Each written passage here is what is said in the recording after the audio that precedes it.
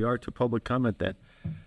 All right. Appreciate as always our public members joining us and giving your perspective and insights and experience. So just a reminder, the public may sign up to share public comment at schools.utah.gov. The public may send written public comments to the board, also at board@schools.utah.gov. Public comments limited to 2 minutes per person. The comment can express support or dissent for regulatory action. Individuals should not use public comment to complain about personnel issues or attack or defame an individual. Speakers making a highly detailed or complex comment should also consider providing a written outline of their words to the board. Please remember that children may hear your comments. Be thoughtful and professional. Keep your comments appropriate for a general audience. If you have material with explicit language or content, submit that material in writing to the board at board@schools.utah.gov. So, okay, I think first up we have Carrie Farrell in person.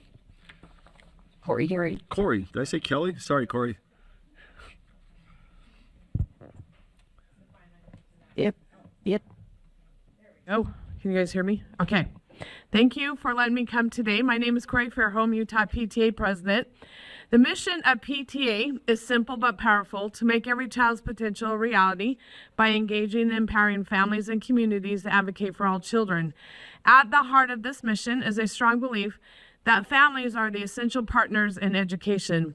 Welcoming all families envisions the school treating families as valued partners in their children's education and facilitates a sense of belonging to the school community. Research has shown time and time again that when families are engaged in their children's education, students do better academically, socially, and emotionally. But it's more than just supporting students. It's about building a partnership between schools and families that include everyone. Every family, regardless of background, income, or circumstances, deserves a seat at the table. The PTA is committed to creating those opportunities that bring educators, families, and communities together, whether it's through school events, advocacy efforts, or providing resources. Our goal is to ensure all families feel welcome, valued, and heard.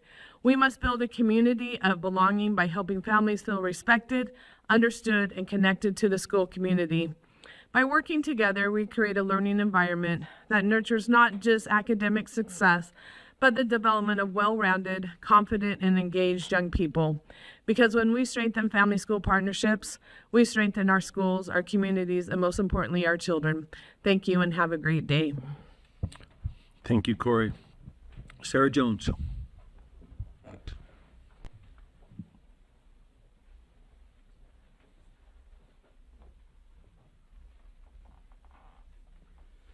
Good morning, board members. I'm Dr. Sarah Jones with the Utah Education Association. The 2025 legislative session is just around the corner, and as you continue to work on setting your priorities for the year, I wanted to highlight a few of UEA's legislative priorities for the year, because I know that we will share a lot of same goals. We are going to be asking for a 3% increase on the WPU above the statutorily required inflationary component. We know the WPU is the most flexible way for districts to be able to fund programs. We will also ask for an increase in the paid professional hours. That program has been so incredibly popular with educators and important, but we're asking for an increase to $100 million because as salaries have gone up, though it's just not purchasing as many hours, if you will. We'll be asking for the continuation of the stipends for future educators program to provide financial support during that student teaching year, which has also been exciting to see launch this year. And then we will be asking that there is no further no increase in funding for the voucher program for the private religious schools.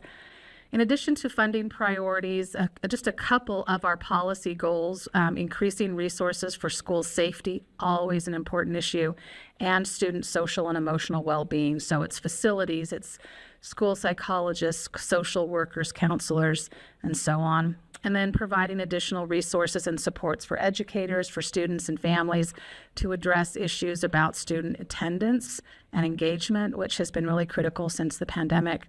So just thank you so much for the work you do as board members. I know it takes a lot of time and effort and study.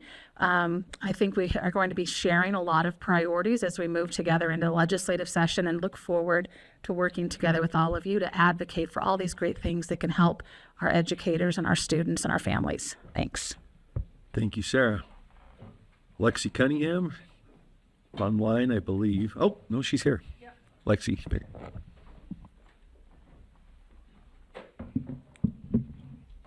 Oh.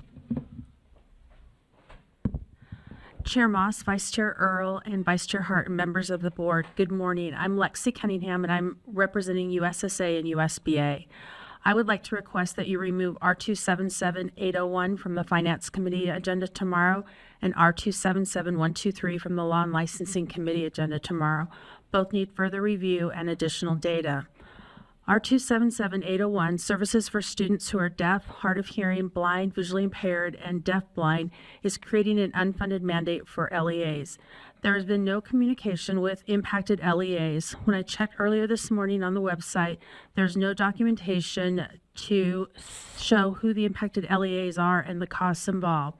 Before moving forward with any discussion, we request that you meet with LEAs, gather data, and share this with LEAs who are impacted by this rule and answer questions as to why rule needs to be changed. We wholeheartedly agree that providing an opportunity for parents, teachers, community members, and others to report violations is important, but the changes requested or suggested for R277123, process for members of the public to report violations of statute and board rules, needs further review. It would be important to see data on the number of complaints broken down by LEAs. Definitions in the rule need to be clarified before changes. The rule is referring to positions that most LEAs do not have, and in some cases do not have the capacity to add. The rule seems to change the role of the parent engagement specialist. LEAs who previously had permission to post the USBE hotline number on their websites now have to create their own hotline number and appoint someone to serve as the hotline specialist. Local boards of education are now directed to hear appeals on hotline complaints. Superintendents and LEA leads are now adding monthly reports to board meetings. I am not sure if many LEAs have a committee. Please remove this from the agenda and continue to work with us. Thank you. Thank you, Lexi. Todd Johnson. Good morning.